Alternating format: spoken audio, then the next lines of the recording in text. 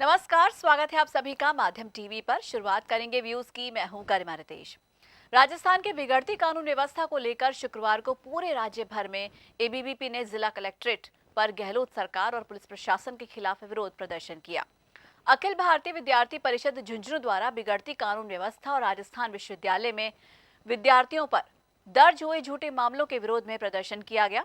ABVP विभाग संगठन मंत्री शमशेर सिंह चौहान ने कहा कि वर्तमान समय में राजस्थान में कानून व्यवस्था लगातार बिगड़ती जा रही है। हर दिन यौन शोषण, बलात्कार और महिला उत्पीड़न की घटनाओं के मामले बढ़ रहे हैं। बढ़ता अपराध राजस्थान के लिए चिंता का विषय है। कानून व्यवस्था में सुधार कर अपराधियों को कठोर से कठोर सजा मिले, ऐसा प्रयास पुलिस प्रशासन को करना होगा। आज अखिल भारतीय विद्यार्थी परिषद झुंझुनू द्वारा राजस्थान विश्वविद्यालय में जो पिछले 23 दिनों से धरना दिया जा रहा था, उसमें विद्यार्थी परिषद के कार्यकर्ताओं पर पुलिस प्रशासन द्वारा जो लाठीचार्ज की गई, झूठे मुकदमे दर्ज किए गए, उसके विरोध में एबीवीपी द्वारा ज्ञापन दिया गया। और विद्यार्थी परिषद के कार्यकर्ताओं की मांग है कि उन छात्रों पर झूठे मुकदमे वापस लिए जाएँ और राजस्थान के अंदर जो आए दिन लूटपाट, डकैती, बलात्कार, रेप की घटनाएँ बढ़ रही हैं, उसको लेकर प्रशासन कानून व्यवस्था को सुदृढ़ करे। और राजस्थान सरकार से भी मांग है कि राजस्थान के अंदर जो अराजकता का माहौल बना हुआ है, उसको लेकर सख्त से सख्त कानून बनाकर पुलिस प्रशासन के माध्यम से राजस्थान के आमजन की सुरक्षा को तय करे।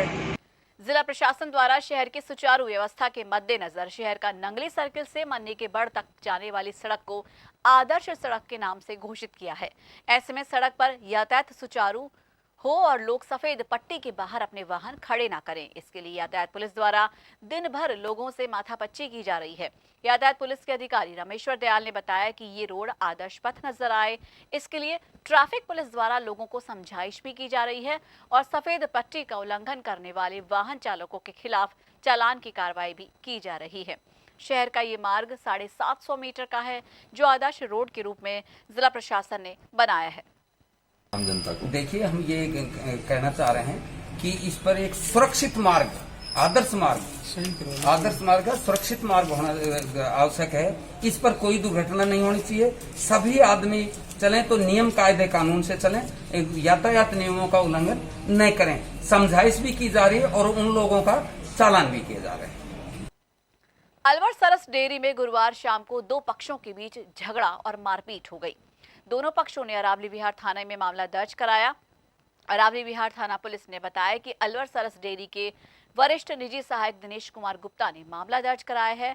गुरुवार शाम को दुग्ध भवन इनपुट कार्यालय में दुग्ध समिति पाडली बहडोली गढ़ी सवाई राम के सचिव ने जबरदस्ती अपना कार्य करवाने के लिए उनके साथ मारपीट और गाली गलौज किए, राजकार्य में बाधा डाली। इसके लिए उन्हें सुबह से ही चेयरमैन की ओर से धमकी दी जा रही थी। इधर दूसरे पक्ष का कहना था कि वो सरस डेयरी इनपुट स्टोर के प्रभारी दिनेश कुमार गुप्ता के पास मांग पत्र के माध्यम से घी लेने गए थे और दिनेश कुमार गुप्ता उनके साथ अभद्र व्यवहार से पेश आए और जाति सूचक शब्द कहे। इसके बाद दिनेश कुमार गुप्ता ने उनसे मारपीट की और उनके साथ अन्य समिति के लोगों को भगा दिया।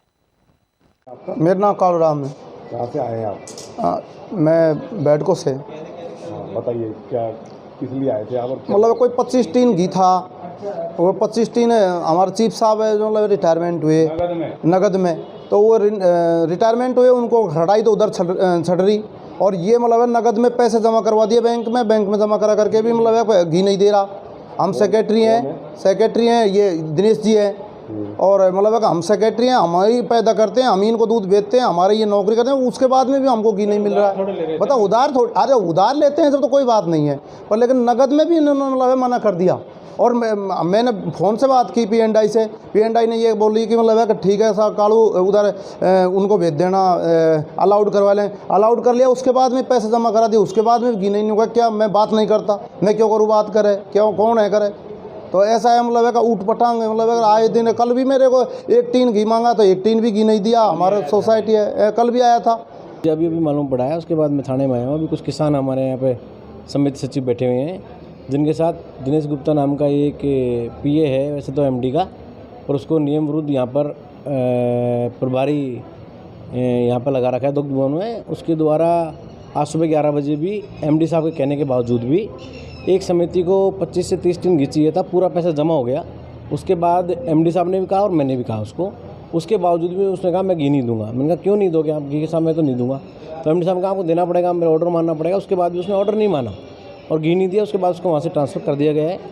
और एक सुशील नाम का एक कर्मी है जिसके द्वारा पूर्व में भी कुछ समितियों का उधार घी दे दिया गया था, जिसकी जांच अभी चल रही है और उसका 3-4 दिन पहले ही ट्रांसफ़र कर दिया, फिर भी दिनेश गुप्ता द्वारा उसको रिलीव नहीं किया जा रहा, उसको हटाया नहीं गया। प्रकरण क्या मामला है? मामला सर ये है, पिछले साल 1,64,00,000 का फर्जी तरीके से ड्राइवरों द्वारा मिली भगत से घी उठा लिया गया। 1 जनवरी 2021 को मेरे यहाँ पर स्थानांतरण कर दिया गया कि कुछ सुरक्षात्मक कदम या कुछ आवश्यक कदम उठाए जाएं। उसी कड़ी में आवश्यक कदम उठाते हुए कुछ प्रक्रियाएं चल रही थी। समितियों को एक स्पेशल मांग पत्र जारी किए गए थे। उन मांग पत्रों पर होकर ही ये अपना घी उठा के लेके जाएं, जिससे कि किसी ड्राइवर को कोई ड्राइवर फर्जी तरीके से घी ना ले जाए। इसी कड़ी में आज दिनांक को एक समिति जिसका कि 180 लीटर घी आ रहा है, उसने 25 टन घी देने का वो दिया। चूँकि किसी भी समिति को इतनी भारी मात्रा में घी देने का प्रावधान नहीं है, कारण कि यहाँ पर बहुत सारे बूथ खुले हुए हैं, बहुत सारे डिस्ट्रीब्यूटर्स काम करते हैं। उन डिस्ट्रीब्यूटरों के हितों को मारने के लिए ये फर्जी तरीके से घी दूध नहीं आता है और 25-25 टन लेके जाते हैं। कोरोना के तेजी से बढ़ते हुए प्रभाव को देखते हुए जिला जनसंपर्क विभाग की ओर से लोगों के लिए जागरूकता अभियान चलाया जा रहा है। इस अभियान के तहत लोगों को कहीं पोस्टर तो कहीं कार्यशाला के माध्यम से जानकारी दी जा रही है। कोरोना महामारी की रोकथाम और उसके बचाव के लिए जनसंपर्क अधिकारी योगेंद्र भारद्वाज और उपखंड अधिकारी योगेश ठाकुर विभिन्न शिक्षण संस्थाओं में जाकर लोगों को जागरूक रहने की सलाह और निवेदन कर रहे हैं। महिला और बाल विकास विभाग आंगनबाड़ी की ओर से 26 महिला कार्यकर्ताओं के पदों के लिए भर्ती की गई। आज अंतिम तिथि होने के कारण दिन भर आंगनबाड़ी केंद्र पर महिलाओं की भीड़ जुटी रही। महिला और बाल विकास विभाग के नरेश चंद्र शर्मा ने माध्यम टीवी को बताया कि कुल 26 पद हैं, जिनमें महिला सहायिका आंगनबाड़ी कार्यकर्ता लिए जाएंगे। इस पद के लिए अभी तक लगभग 300 फॉर्म नामांकित हो चुके हैं और आज फॉर्म जमा कराने की अंतिम तिथि है।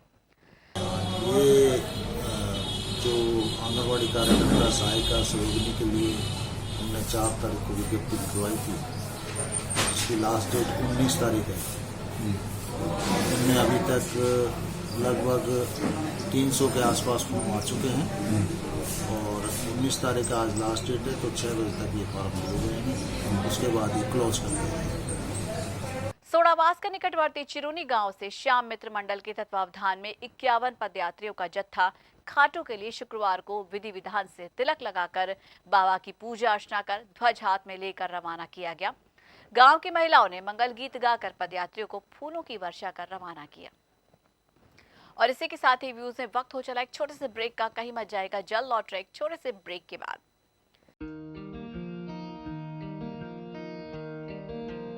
आप सभी अपने इन्वेस्टमेंट्स बचा के रखिए, क्योंकि त्रिहान होम डेवलपर्स अलवर की सबसे बड़ी सोसाइटी अपना घर शालीमार बनाने के बाद अब लेकर आ रहे हैं आपके लिए लग्जरी फ्लैट्स। इसलिए कुछ दिन रुकिए और लग्जरी फ्लैट्स के साथ अपनी नई जीवन शैली की कीजिए शुरुआत। ज्यादा जानकारी के लिए संपर्क करें।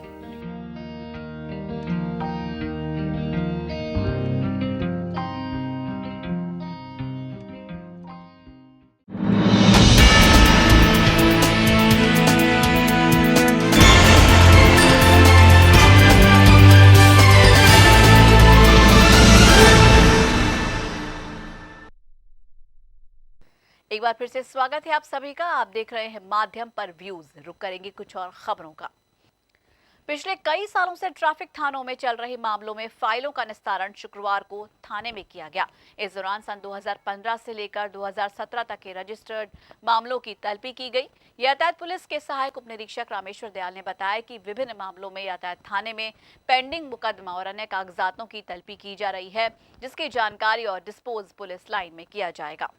निस्तारण चल रहा है, किस तरीके से चल रहा है, जो कागजातों का है और क्या प्रक्रिया रहती है, किस तरीके? देखिए, इसके अंदर हमें जो 3 साल तक के हैं रिकॉर्ड रखना पड़ता है और जो 3 साल से ज्यादा, जैसे अब हमारे यहाँ पर ये जो कार्य चल रहा है इसकी तल्फी की कार्रवाई बोलते हैं, ठीक है। जो तल्फी की जा रही है ये 2015 से 17 तक के रिकॉर्ड की तल्फी की जा रही है।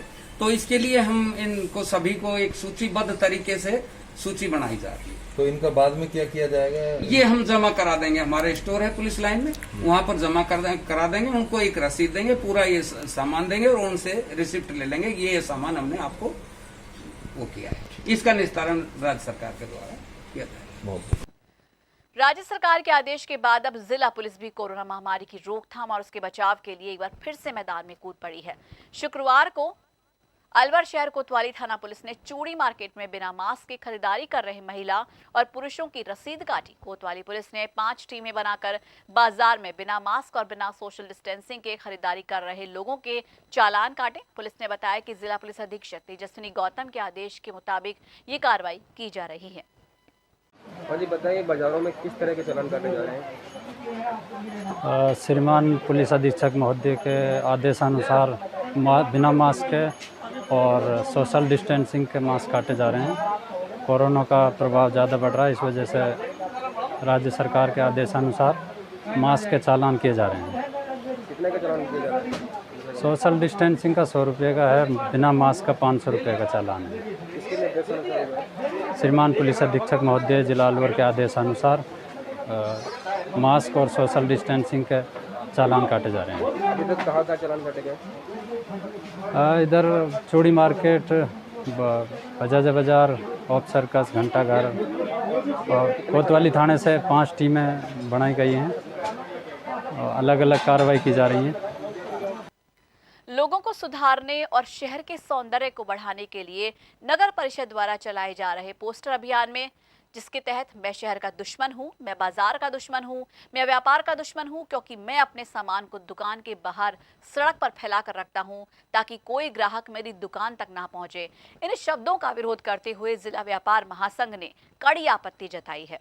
महासंघ के जिला अध्यक्ष रमेश जुनेजा ने माध्यम टीवी को बताया कि नगर परिषद शहर का प्रशासन है, उसका दायित्व शहर को साफ सुथरा रखना है, लेकिन जिस तरह से यह अभियान चलाया जा रहा है उससे व्यापारियों में कुंठा का भाव पैदा होगा और व्यापारी प्रभावित होगा।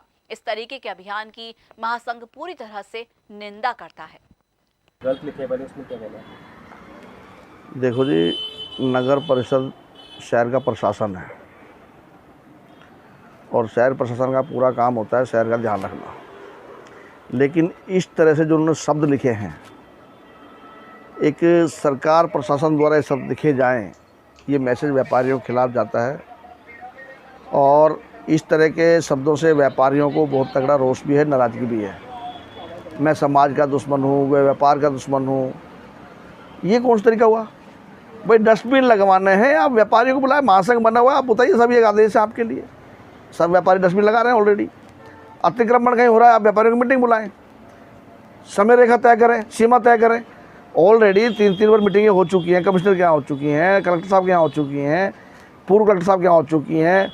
पूरे शहर की सीमा बंदी हुई है कि सारे व्यापारी पटरियाँ खाली रखेंगे, नाले तक रहेंगे, नाले से बाहर कोई नहीं जाएगा, नाले तक अपना सामान रख सकते हैं, इससे बाहर कोई नहीं जाएगा।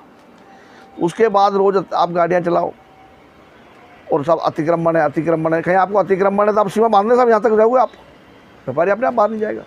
ये चूहा बिल्ली वाला खेल अच्छा नहीं लगता। गाड़ी आई, व्यापारी को अंदर घुसेड़ गए, गाड़ी गई, व्यापारी बाहर निकल गया। हम भी व्यापार कर रहे हैं, प्रशासन के साथ चलते हैं हमेशा, प्रशासन जो कहता है वो करते हैं, चाहे वो कोरोना काल हो, अन्य समाज सेवा हो। कहाँ व्यापारी ने सहयोग नहीं किया? व्यापारी टैक्स देता है, कोई चोर नहीं है, हमको चोर साबित कर रहे हैं। मैं समाज का दुश्मन हूँ, मैं व्यापार का दुश्मन हूँ, हमें समझ नहीं आ रहे ये शब्द कहाँ से आए, किन के द्वारा आए, कैसे लिखे जा रहे हैं, हमें समझ नहीं आ रही।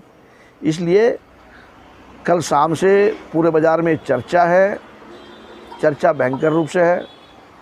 बात हुई है कमिश्नर साहब सुबह, हमने उनसे साहब कहा है आप मीटिंग बुलाइए, हमारी समय सीमा तय करिए।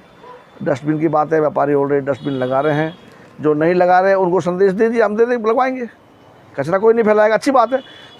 अलवर के लिए IC residential apartments Lord city home में अवैध निर्माण को लेकर शुक्रवार को यहां के रहने वाले कुछ लोगों ने नगर विकास न्यास सचिव को ज्ञापन सौंपा।